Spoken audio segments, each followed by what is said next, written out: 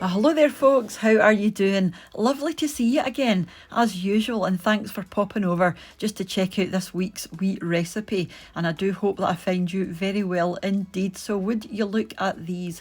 These are marvellous. So tea cakes are very popular here in Scotland, and there's a brand that are very well known here is Tunnocks. You know, they've been going for well over 100 years. They brought these out in the 50s and they just are loved the world over, but they're not the easiest thing to find, you know, outside the UK. So I thought I'd just put them together and show you how easy they are to make. So this is everything that I used here. As usual, all of the ingredients along with their weights will be underneath the video. So I've got some wholemeal flour, some plain flour, some milk chocolate buttons, a wee touch of salt.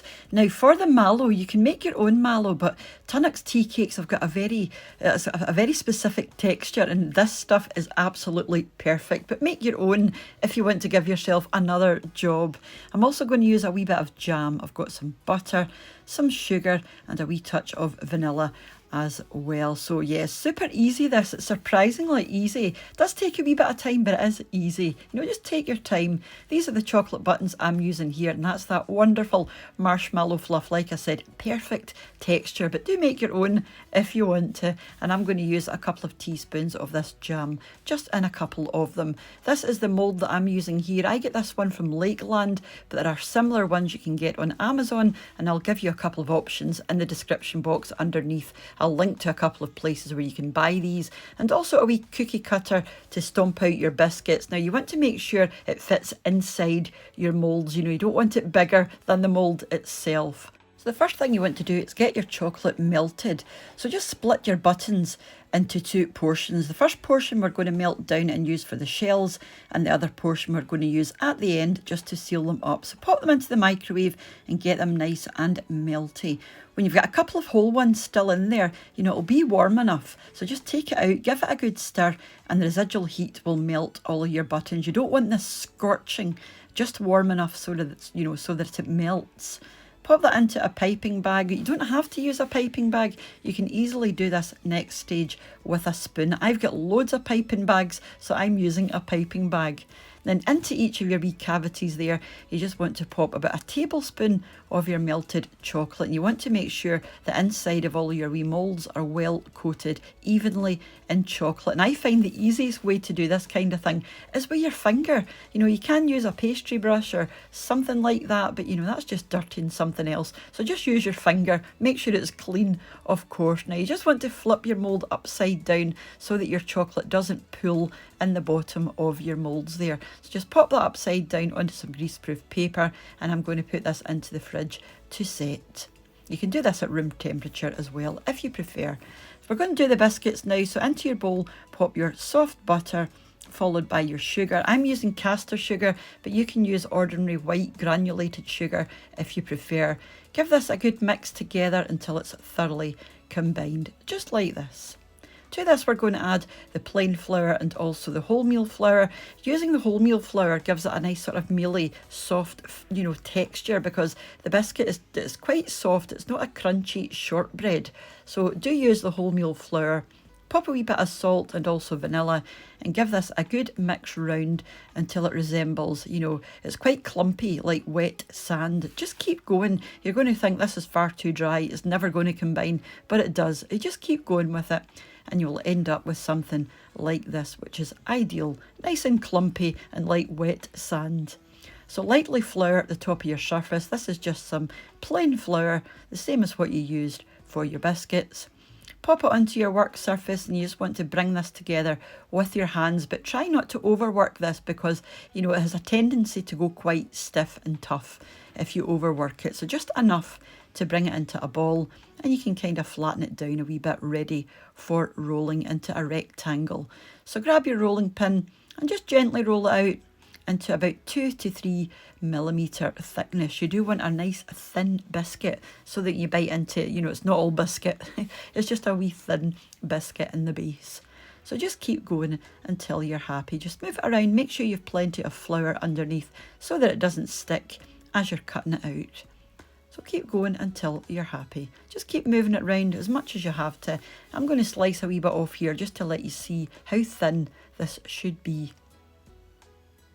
This was ideal. So grab your cookie cutter, dip it into your flour so that it doesn't stick.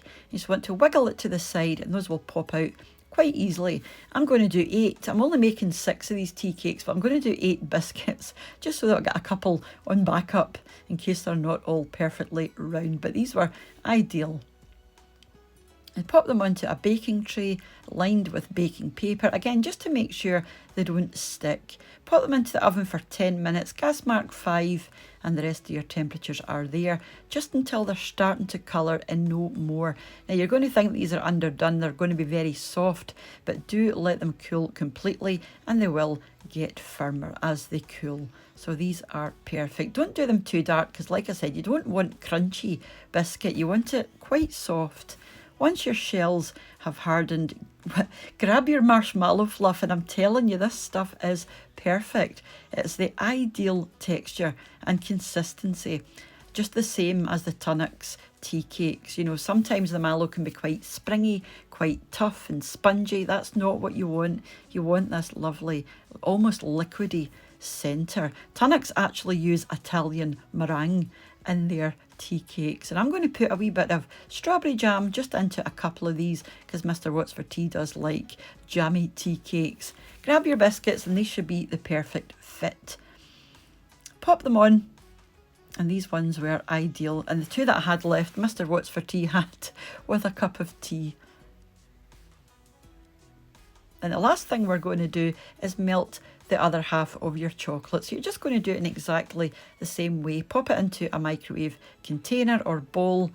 Get it warm enough so that, you know, you've still got a couple whole in there, but it will be warm enough to melt the rest of your buttons. Pop it into another piping bag, or again, you can do this with a spoon if you don't want to use a piping bag or you don't have one. Like I said, I've got loads of piping bags, so I'm using this. You just want to go over the top of all your biscuits, right to the edges of your cups, filling in any gaps so that they're nicely sealed.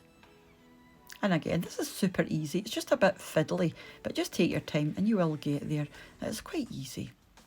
Now you can flatten the tops of these out. You know, if you get a palette knife or a knife, you can scrape the excess chocolate off if you want it nice and smooth in the bottom.